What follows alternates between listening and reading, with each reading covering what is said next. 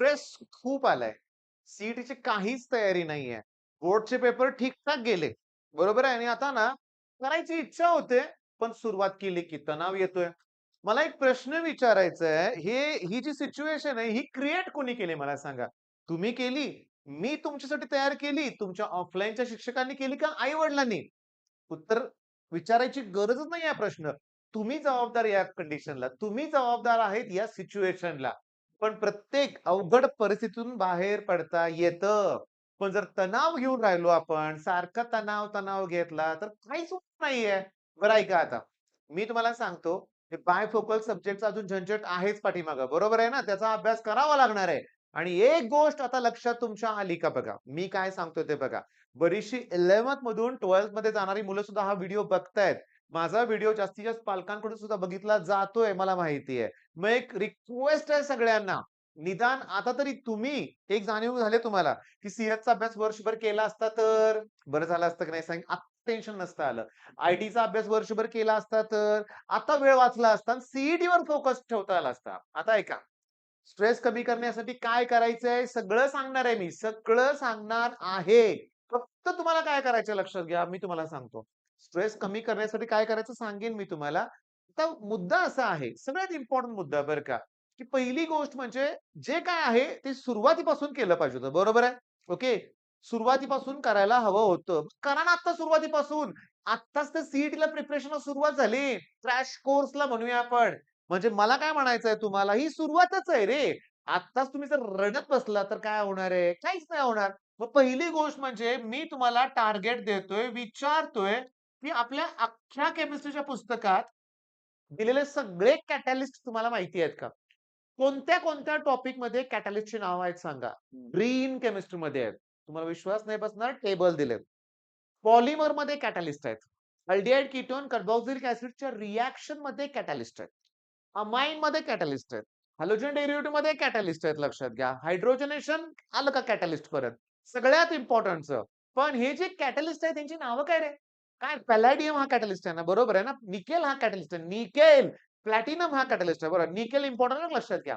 मग हे जे डी आणि एफ ब्लॉक एलिमेंट आहेत ना, ट्रान्झिशन आणि इनर ट्रान्झिशन एलिमेंट त्याच्यात कॅटलिस्ट भरपूर आहेत. पण थांबा ना, मी सगळे कॅटलिस्ट एकाच व्हिडिओत दिलेत अख्ख्या पुस्तकातले. मग बघणार कोण? तुम्हाला स्ट्रेस मॅथ्सचा आलाय?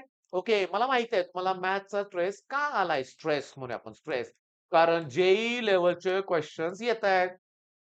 ऑनलाईन लाईव्हमध्ये जे शिक्षक शिकवतायत, त्याची टफनेस लेव्हल एवढी आहे, की अशी इच्छाच राहत नाही अभ्यास करणं. बरं ठीक आहे. मॅथ्समध्ये ही भीती वाटते. फिजिक्समध्ये मला न्यूमेरिकल जमतच नाही आणि फिजिक्समध्ये सगळं न्यूमेरिकलच येतायत. अरे वाह! केमिस्ट्रीमध्ये ऑर्गॅनिक केमिस्ट्री जमत नाही. 10 ते 15 मार्क ऑर्गॅनिक आहे आणि न्यूमेरिकल तर कुठं जमतात? काहीच जमत नाही. म्हणजे मी तुम्हाला सांगतो, आता शॉकिंग सांगतो बरं का. मुलांना फॅक्टरायझेशन, डी-फॅक्टरायझेशन पासून सुरुवात करावी लागते. माझ्याकडे ऑफलाईनला साताऱ्यात, कोल्हापूरमध्ये क्रॅश कोर्सला मुलं येतायत. मी तुम्हाला सांगतो अगदी कॉस 60 ची व्हॅल्यू मुलांना माहीत नाहीये. इथून सुरुवात करायला लागते आणि मी त्यांना सांगितलंय नवीन आलेल्या प्रत्येक मुलाला ॲट एनी कॉस्ट तुमचं ट्रिगो व्हायला पाहिजे. मी तुम्हाला सांगतो ॲट एनी कॉस्ट तुमचं ट्रिगो व्हायलाच पाहिजे लक्षात घ्या. तुम्हाला साइन कॉस टॅनच्या व्हॅल्यू आल्या पाहिजेत लक्षात घ्या आणि तुम्हाला काय जमलं पाहिजे अजून? फॉर्म्युले जमले पाहिजेत. तुम्ही म्हणा सर कशासाठी? इंजिनिअरिंगला गेलोच की आता झालं गेल्या जमाय तिथे तर नुसतं कॅल्क्युलेटर असणार आहे. हो, कॅल्क्युलेटर असणार आहेत इंजिनिअरिंगला. पण ट्रिगोचे बेसिक फॉर्म्युले तरी आले पाहिजेत ना रे बाळा. आले पाहिजेत ना. म्हणजे मला तुम्हाला काय सांगायचंय बघा, की मॅथ्समध्ये मी तुम्हाला टार्गेट देतोय, की तुम्ही इथून पुढे तरी तुमचं बेसिक पुढचे 30, 35, 40 दिवस तुमच्या बेसिक गोष्टी इम्प्रूव्ह करा ज्या इंजिनिअरिंगला लागणार आहेत. आणि सांगतो केमिस्ट्रीमध्ये कॅटलिस्ट आहेत. केमिस्ट्रीमध्ये अलॉयज आहेत. केमिस्ट्रीमध्ये असे बरेचसे पॉइंट आहेत, युजेस आहेत. केमिस्ट्रीमध्ये ग्रुप 1-2 एलिमेंट आहे, ग्रीन केमिस्ट्री आहे, पॉलिमर आहे. अरे असे 10 ते 20 टॉपिक आहेत. त्यात नुसतं पाठांतर करायचे आहेत. त्यातले प्रश्न ॲज इट इज येणार परीक्षेत आहे तसे विचारले जातात. मग मी काय म्हणतोय, बाळांनो बरीचशी मुलं एवढी आतुरतेनं वाट बघत असतात रे वायवा सेरीजची. आज येणार आहे बरं का व्हिडिओ याच्यावर लक्षात घ्या. मी तुम्हाला सांगतो. वायवा सीरीज 24 व्हिडिओ अपलोडेड आहेत. अजून होणार आहेत. ती सीरीज जरी परफेक्ट केली, परफेक्ट म्हणजे काय? त्यातल्या कुठल्याही प्रश्नाचं उत्तर तुम्हाला आलं पाहिजे बरं का. या व्हिडिओमध्ये मी जे शिकवलंय त्याचं उत्तर तुम्हाला ॲट एनी कॉस्ट आलंच पाहिजे. मग किती किती किती स्कोर होईल आपला? किती होईल? केमिस्ट्रीमध्ये 50 आहे ना, 30 प्लस तुम्ही जाणारच लक्षात घ्या. खूप कमी लिहिलेत मार्क. खूप कमी मार्क लिहिलेले आहेत. माझी अपेक्षा 40 प्लसची आहे, पण 30 प्लस चला. फिजिक्समध्ये तुम्ही फॉर्म्युला सीरीजचे व्हिडिओ बघितले का नाही? मी तुम्हाला सांगतो रँकर्स कोर्सवरती फॉर्म्युला सीरीज नावाचं नवीन फोल्डर आहे. त्यात 2 व्हिडिओ अपलोड झालेत. आज तिसरा पण होणारच आहे.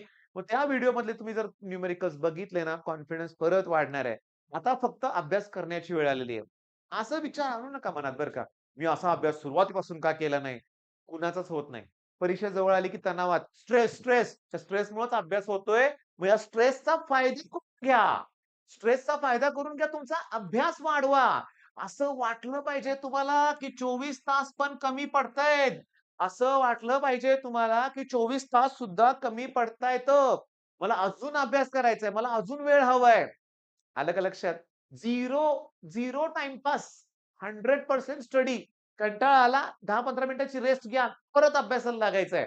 आणि ही जेव्हा वेळ येईल ना, ही वेळ आली होती ना बोर्डच्या एक्झाममध्ये. आली होती की. करत होता की तुम्ही अभ्यास. पण मॅथ्सचा पेपर जसा झाला ना, तसं तुम्ही मोमेंटम ब्रेक केलंय.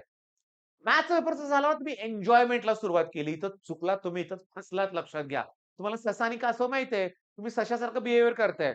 पळताय आणि जेव्हा कंटिन्यूटी ठेवायची आहे, तेव्हाच गारड होत जातंय. आणि कासव जाते तुमच्या पुढे म्हणूया आपण. आता तुमच्या पुढे कासव नाहीये, ती तर ग्रेट माणसं आहेत लक्षात घ्या.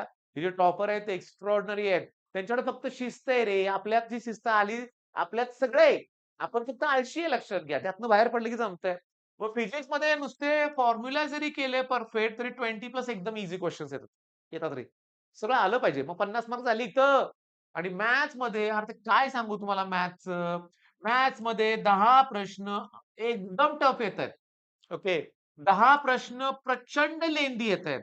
अरे पण 30 प्रश्न पुस्तकातली ॲज इट इज येतायत. Okay, as it is. या 30 पैकी तुमचे जरी 20 जरी बरोबर आले, ओके 20 आणि 30 पैकी 10 जरी गोळ्या लागल्या म्हणूया आपण, लागतात बाळांनो लागतात. तर 60 मार्क. 50 आणि 60 110 झाले. 110 झाले तर जवळ-जवळ 96 नाही क्लोज टू 97 पर्सेंटाइल माझ्यावर विश्वास ठेवा एवढे पर्सेंटाइल मिळतायतच. पण शॉकिंग दरवर्षीप्रमाणे यावर्षी पण एक न्यूज बघितली बरं का मी. मला WhatsAppला कोणीतरी तो मेसेज पाठवला होता बरं का, की मला तो WhatsAppला मेसेज आला होता, की यावर्षी सी देणाऱ्या मुलांची संख्या प्रचंड वाढलेली आहे. प्रचंड म्हणजे प्रचंड. आता तो फोटो मला पटकन ओके, आपण गॅलरीमध्ये बघूया. काहीतरी 13-12 लाखापर्यंत तो आकडा आहे लक्षात घ्या. यावर्षी सी देणाऱ्या मुलांच्या संख्येत प्रचंड वाढ. ओके. सापडलं. यंदा सी परीक्षेला 11.42 लाख विद्यार्थी. बापरे! पी-सी-बीला विक्रमी प्रतिसाद. राज्यातील एम-एस-टी सी-ई-टी लोकमतमधली न्यूज आहे बरं का बाळांनो. 11 पासून सुरू होणार आहे 11 एप्रिल पासून. दोन्ही मिळून दोन्ही मिळून रे बाळांनो म्हणजे निम्मेच आहेत पोरं लक्षात घ्या. निम्मेच आहेत लक्षात घ्या. म्हणजे 11 लाख काय 11 लाख पोरं नाही आहेत. 5.5 लाख 5.5 लाखच असणार आहेत लक्षात घ्या. ओके. दिलंय नाही? दिलंय.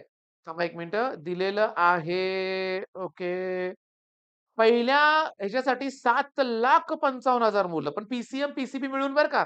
टेन्शन घेऊ नका. तसे मग 5-5.5 लाखच मुलं असतात लक्षात घ्या. 5-5.5 लाख मुलं असणार आहेत आणि दुसऱ्या ह्याच्यासाठी 3,87,000 सांगू का? ज्यांनी दुसरा अटेम्प्ट दिले नाही त्यांना पण आता वाटायला लागलंय दुसऱ्याचा भरावा म्हणून बरं का. त्यामुळे बरेच जण भरणार आहेत. म्हणजे 7 लाख मुलं जर टोटल काउंट केली पी-सी-बी मिळून. त्यातली पी-सी-बीची 2 लाख सोडली तर पी-सी-एमला 4-5 लाख 4-5 लाख रुपये नाही. 4-5 लाख मुलं असणार आहेत लक्षात घ्या. त्यामुळे कॉम्पिटिशन वाढते. डबल अटेम्प्ट आहे. त्यामुळे पर्सेंटाइल वाढणार आहे. म्हणजे काय मी एकदा बोललो तर परत सांगतो. पहिल्या अटेम्प्टमध्ये 100 पर्सेंटाइलची मुलं असणार आहेत. ओके. मग दुसऱ्या अटेम्प्टमध्ये पण 100चे असणार आहेत. आता पहिला अटेम्प्ट ज्यांनी दिलाय त्याला दुसऱ्यात पण 100% मिळतील असं काही नाहीये.